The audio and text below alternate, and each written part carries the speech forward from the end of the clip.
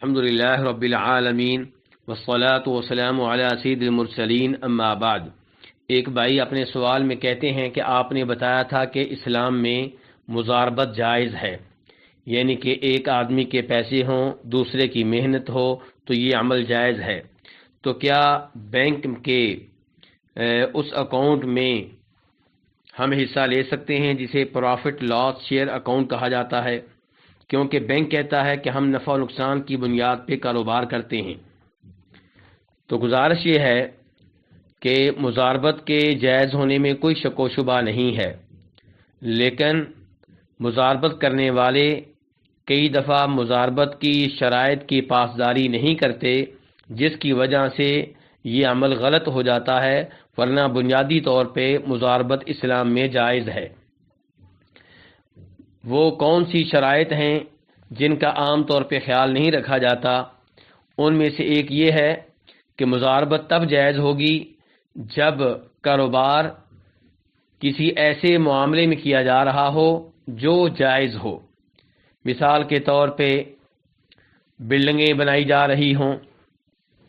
یا سائیکل بنانے کی فیکٹری ہو،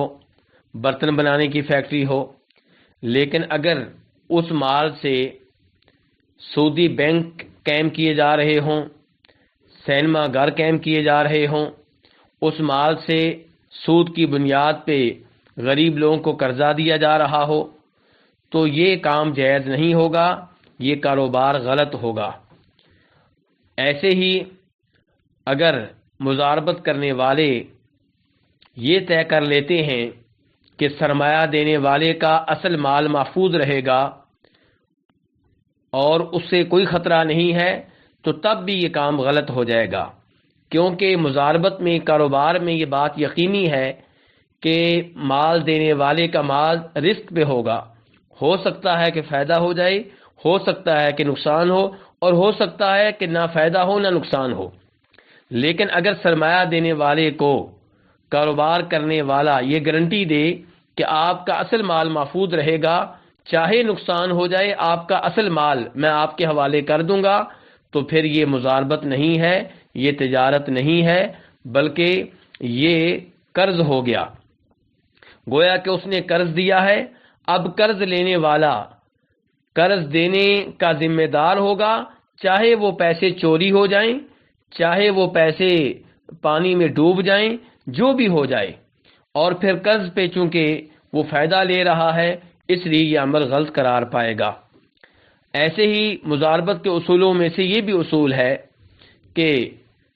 سرمایہ دینے والا اسے جو فائدہ ملے گا، جو پروفٹ ملے گی، وہ اصل مال میں سے نہیں ملے گی، بلکہ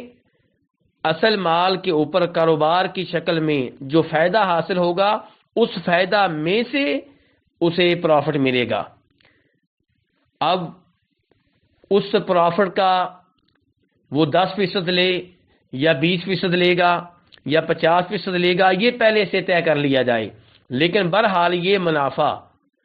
اصل مال میں سے نہیں ہوگا، بلکہ یہ پروفٹ میں سے ہوگا، اور اس میں کچھ حصہ پروفٹ کا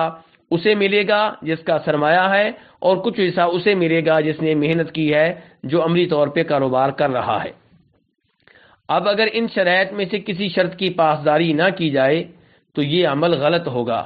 بینکوں میں جو لوگ پیسے رکھتے ہیں، وہاں پہ پہلا مسئلہ یہ ہے کہ بینک جو ہے اس کے ساتھ کون سا کاروبار کر رہا ہے۔ عام طور پہ سودی بینک ایسے پیسوں کو سودی معاملات پہ ہی لگاتے ہیں، وہ دیگر لوگوں کو یہی پیسے دیتے ہیں اور قرض کے طور پہ دیتے ہیں اور اس پہ سود لیتے ہیں، تو اس لیے یہ جو کاروبار ہو رہا ہے وہ کاروبار غلط ہے۔ دوسرے نمبر پہ بینک والے جب پیسہ لیتے ہیں تو وہ اپنے اس آدمی کو جو سرمایہ دے رہا ہے، پیسے بینک میں رکھوا رہا ہے، اسے گارنٹی دیتے ہیں کہ تمہارے اصل پیسے محفوظ رہیں گے، انہیں کوئی خطرہ نہیں ہے، اور یہ غلط ہے۔ اور تیسرے نمبر پہ بینک جو ہے اس بات کی گارنٹی دیتا ہے کہ آپ نے 1 لاکھ روپیہ اگر بینک میں رکھا ہے تو آپ کو ماہانہ 1000 روپیہ فائدہ ملتا رہے گا یا 2000 روپیہ فائدہ ملتا رہے گا۔ تو سوال یہ ہے کہ اگر یہ کاروبار ہے تو بینک پھر کیسے گارنٹی دے رہا ہے کہ آپ کو ہمیشہ 1000 روپیہ فائدہ ملے گا؟ جبکہ یہ بھی ہو سکتا ہے کہ بینک کاروبار کرے، نقصان ہو، اور فائدہ کی بجائے بینک میں پیسہ رکھنے والے کے پیسے ڈوب جائیں یا آدھے پیسے ڈوب جائیں۔ تو اس لیے گزارش یہ ہے کہ سودی بینک مضاربت کے نام پہ جو کچھ کر رہے ہیں وہ شرعی لحاظ سے درست نہیں ہے۔ اللہ تبارک و تعالی ہمیں ہر طرح کے سود سے اور ہر طرح کے حرام معاملے سے محفوظ رہنے کی توفیق عنایت فرمائے۔ وصلی اللہ تعالی علی نبیہ محمد وآلہ وصحبہ اجمعین۔